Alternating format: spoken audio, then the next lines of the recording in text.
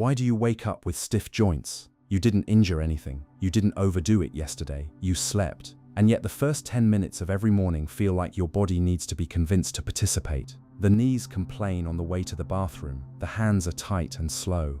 The lower back makes its presence known before you've even stood up straight. You move carefully through the first hour, not because you're fragile, but because you've learned that the body needs time to loosen up before it actually cooperates.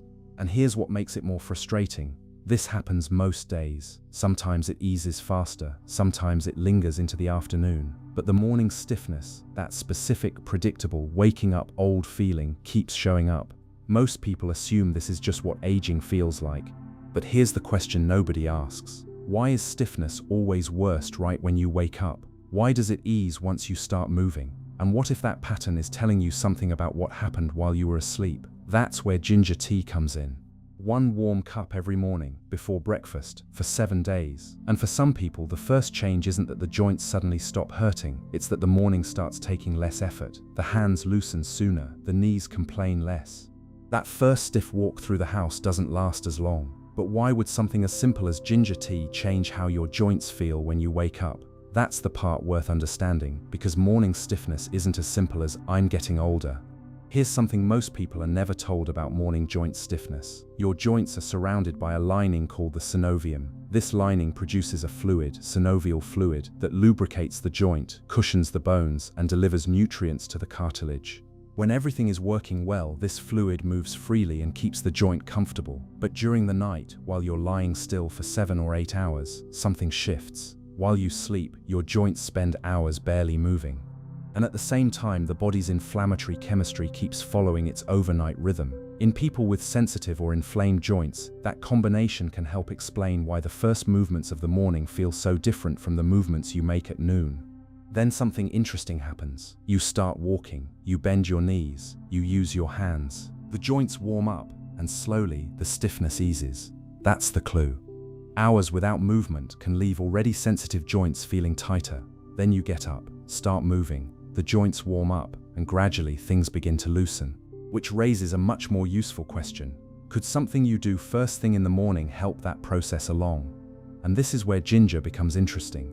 Because long before anyone had names for inflammatory pathways, healers across very different traditions kept reaching for this same warming root. For centuries, ginger was used for stiff, uncomfortable joints across traditional Chinese medicine, Ayurveda, Arabic medicine, and Greek medicine. In Sanskrit, it was given the name Vishwabheshaj, the universal medicine, not the joint medicine, the universal one, because it was observed to work across so many conditions that no single category was wide enough to hold it. Ancient Chinese physicians used it specifically for what they called cold and damp obstruction in the joints, the stagnant, heavy morning stiffness that accumulated in bodies that had been still through cold nights. In the Quran, it is described as a drink served in paradise. In Surah 76:17, the word zanjabil, Arabic for this root, appears as the flavoring of a heavenly preparation. Of all the plants that exist, this one was chosen for that description. Arab traders carried it from Asia across the ancient spice routes into the Mediterranean world, where Greek and Roman physicians adopted it immediately and documented its effects on pain and inflammation extensively. And today, modern research is beginning to explain why that old ginger ritual may have endured for so long.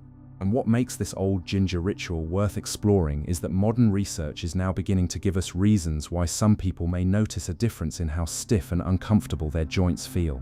If this is already making sense, subscribe right now. Because there is a lot more like this coming on this channel, and you won't want to miss any of it. Let's stay with the history for one more moment, because it tells you something important. The Chinese medicine classification for what ginger does to stiff joints is precise. Practitioners described it as warming the channels, restoring the warm, moving quality to joints that had become cold, stiff, and obstructed through the night. Ayurvedic medicine tells the same story in different language. Vishwabheshaj, the universal medicine, was classified as one of the primary remedies for Vata imbalance. In Ayurveda, Vata governs movement in the body. When Vata is disrupted, things that should move become stiff and restricted. Morning joint stiffness is a classic presentation of Vata imbalance, and ginger, warm and pungent, was the primary remedy. What is remarkable is that none of these traditions, Chinese, Ayurvedic, Arabic, Greek, had any knowledge of COX enzymes, prostaglandins, or inflammatory cytokines. They were prescribing this based entirely on observation, based on watching what happened to people who drank it every morning and what happened to people who didn't. The people who drank it moved better, loosened up faster, the morning had less hold on them. That doesn't prove the remedy works, but it does explain why ginger kept surviving from one healing tradition to another. Here's the science, kept short and connected directly to what you'll feel. Ginger's active compounds, gingerols in fresh ginger, and shogaols, which form when ginger is heated, inhibit COX-1 and COX-2 enzymes, block leukotriene synthesis, and reduce prostaglandin production. These are the same inflammatory pathways targeted by common over-the-counter pain medications, but ginger reaches them through a food preparation rather than a pharmaceutical. Heating ginger changes some of its active compounds, including converting some gingerols into shogaols. That may help explain why warm ginger preparations have remained so common in traditional use. Ginger also contains naturally occurring salicylate compounds, adding another possible pathway through which it may influence discomfort. What does this mean for your morning stiffness in practical terms? When you drink fresh ginger tea in the morning, its active compounds enter circulation and may begin influencing some of the same inflammatory pathways researchers have been studying in joint discomfort. What matters to you is simpler. Over time, you may notice those first movements of the morning becoming a little easier. A clinical study published in 2024 found that ginger supplementation improved ratings of pain, stiffness, and functional capacity, and reduced inflammatory markers including IL-6, TNF-alpha, and C-reactive protein. This is where ancient observation and modern research begin to overlap. The old traditions couldn't explain the chemistry. Today, researchers can at least see several of the inflammatory pathways ginger appears to influence, even though the human evidence is still developing. So what might you actually pay attention to if you try this for 7 mornings? Don't expect your joints to follow a stopwatch. Bodies don't work that way. But here's what to watch for across the week. Day 1. The first thing you'll notice is the warmth. Ginger is slightly spicy, and within minutes the tea creates that unmistakable warming feeling through the stomach and chest. Don't look for a dramatic joint change yet, just notice how your body responds to the ritual itself. Day 2. Some people begin to notice that the joints are less loud this morning. The knees that usually make the most noise in the first 20 minutes are still present, but quieter. The hands that needed warming up feel ready sooner. Something is different, though it takes a moment to name it. Day 3. By day 3, the pattern is becoming visible. The morning negotiation, the careful movement through the first hour while the body decides whether it's going to cooperate, is getting shorter. Some people describe making it to the kitchen on day 3 without the usual mental commentary about how stiff everything is. Day 4. This is where you may notice the change in a different way. Sit still for a while, over breakfast, at your desk, in the car, then stand up. Pay attention to that first movement. Does your body need as much convincing as it did 4 mornings ago? Sometimes progress shows up not as less pain, but as less hesitation. Day 5. The afternoon is different by day 5 in a way that surprises people. The stiffness that used to return in the late afternoon, after sitting for a long meeting, after a period of relative stillness, is less pronounced. And if you're noticing a difference by now, pay attention to whether it lasts beyond the morning. It's no longer just the morning you're paying attention to. You may start wondering whether the difference is carrying further into the day. Day 6. The strange part of day 6 isn't what you feel, it's what you stop feeling. The morning body commentary, the internal narration of what hurts, what needs warming up, what needs to be moved carefully, becomes quieter. So quiet that some people catch themselves on day 6 halfway through the morning and realize they haven't thought about their joints at all yet. Day 7. By day 7, this is what you're really looking for. Has the morning changed character at all? Not perfect, not pain-free if there was significant pain before, but different. The stiffness that used to greet every morning as though it owned the first hour now may arrive more softly and take less time to ease. And the practice of the morning ginger tea has stopped feeling like an experiment and started feeling like something the body has been waiting for you to start doing. Picture walking downstairs in the morning, not holding the railing, not taking it one deliberate step at a time, just walking downstairs because that's what you do. Picture bending down to pick something up and standing back up without the small automatic sound you've been making, the one you didn't notice you made until someone mentioned it. Picture waking up on a cold morning, the kind that used to guarantee the worst stiffness, and finding that the morning body is available sooner than it used to be. That's not a transformation. That's the body returning to what it is capable of when the overnight inflammatory process has something pushing back against it every single morning. Fresh ginger tea every morning before breakfast. Take a thumb-sized piece of fresh ginger root, approximately 1 to 2 teaspoons when grated.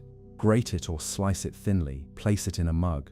Pour water that has just come off the boil over it, not boiling, just off it. Cover the mug and let it steep for 8 to 10 minutes. Strain. Add a small amount of raw honey if you'd like, which adds its own mild anti-inflammatory properties and makes the preparation genuinely pleasant. A squeeze of lemon is optional if you like the taste. Drink it before coffee, before breakfast, before anything else. If fresh ginger is unavailable, half a teaspoon of dried ginger powder also works well. Dried and heated ginger contains a different balance of gingerols and shogaols, so both forms bring something useful to the preparation. Consistency matters more than form. Every morning, before food. 7 days. Fresh ginger tea in the amounts described is safe for most people and has been consumed this way for thousands of years. If you take blood-thinning medication or other regular medication, check with your healthcare provider before turning concentrated ginger into a daily habit. If you are pregnant, ginger is commonly used and generally considered safe in moderate amounts, but consult your healthcare provider about daily therapeutic use. People with gallstones should be cautious, as ginger may increase bile production. If you experience any heartburn or digestive discomfort, try taking it with a small amount of food rather than on an empty stomach, or reduce the amount of ginger slightly. Start with 1 cup. Build from there if you'd like more. The body will tell you clearly if the amount needs adjusting. Here's what I want you to take away from this.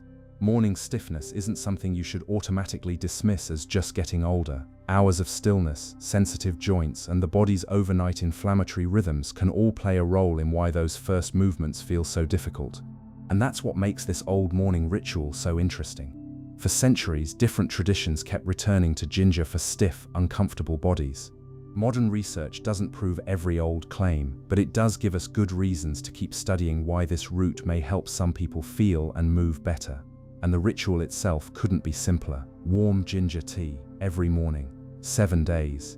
Pay attention to what changes. So here's what I want to know from you.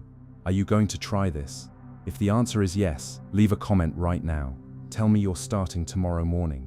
1 cup of fresh ginger tea before breakfast, 7 days, and then come back. Come back in 7 days and tell me which morning was the one where the stiffness was quieter.